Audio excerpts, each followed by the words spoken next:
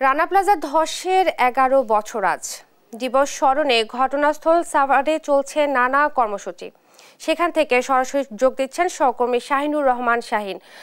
Shahin, Rana plaza দিবস স্মরণে কি কর্মসূচি চলছে এবং শ্রমিক নেতারা কি বলছেন?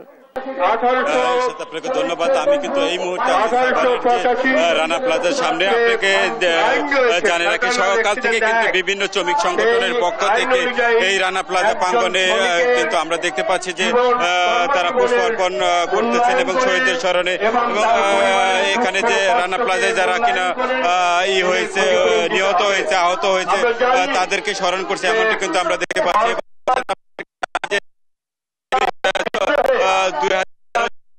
এই ঘটনার পরে থেকে 11 বছর পার হয়ে যাচ্ছে এবং সেই সাথে আপনাদেরকে জানিয়ে রাখি যে বিভিন্ন পুলিশের পক্ষ থেকেও আমরা দেখতে পাচ্ছি যে তারা কিন্তু বিভিন্ন সংগঠনের পক্ষ তারা বিভিন্ন সময়ে বিভিন্ন দাবি দাওয়া তারা তুলছে। তেমনই আমরা একজন শ্রমিক সংগঠনের নেত্রীর সাথে কথা বলছি। আসলে আপনি এই মুহূর্তে কি চাচ্ছেন সরকারের কাছে? আমরা সবার প্রথমে দৃষ্টান্তমূলক শাস্তি দাবি করছি এবং বিচার প্রক্রিয়া ধীর করার ক্ষেত্রে সাক্ষী পাওয়া যাচ্ছে না বলে যে খোড়া যুক্তি দেওয়া হচ্ছে। আমরা মনে করি 24 এপ্রিলে ভবনের যে আইন ভঙ্গ করা হয়েছিল ফাটল আগেই জানা ছিল। 24 এপ্রিলের পরবর্তী সময় পর্যন্ত যে প্রমাণ পাওয়া গেছে সেগুলো যথেষ্ট বিচার প্রক্রিয়াকে ত্বরান্বিত করার জন্য। ফলে দ্রুত বিচার কাজ সম্পন্ন করা, দোষীদের শাস্তির আওতায় আনা এবং মর্যাদাপূর্ণ ক্ষতিপূরণ আমরা দাবি করেছি। ক্ষতিপূরণের আইন চাই আমরা।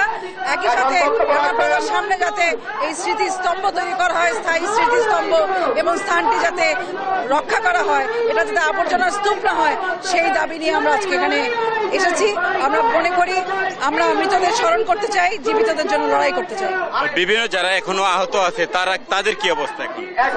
এখনো যারা আহত, যারা 2 দিন 3 দিন 4 দিন আটকা ছিল বা নানান ভাবে ক্ষয়ক্ষতি হয়েছে, তারা অনেকে এখনো শারীরিক ভাবে অসুস্থ আছেন এবং মানসিক ভাবে তাদের সেই অনুভূতি তাদেরকে এখনো তাড়া করে বেড়াচ্ছে। তাদের যে পুনর্বাসনের প্রশ্ন, তাদের যে কোনো রকম স্বাস্থ্যের ক্ষতির জায়গাগুলো চিকিৎসার দায়িত্ব মালিক পক্ষকে নিতে হবে। যেমনটি জানিয়েছিলেন বিভিন্ন সংগঠন পক্ষ থেকে কিন্তু একই দাবি দেওয়া যে এই যে রানা প্লাজার যে জায়গা, এই জায়গাটার মধ্যে স্থায়ীভাবে কোনো কিছু করা হয়। এই ছিল এই সাভারের রানা প্লাজার সামনে থেকে। শাহিন, আপনাকে ধন্যবাদ। রানা প্লাজার কর্মসূচি নিয়ে বলছিলেন সহকর্মী শাহিন।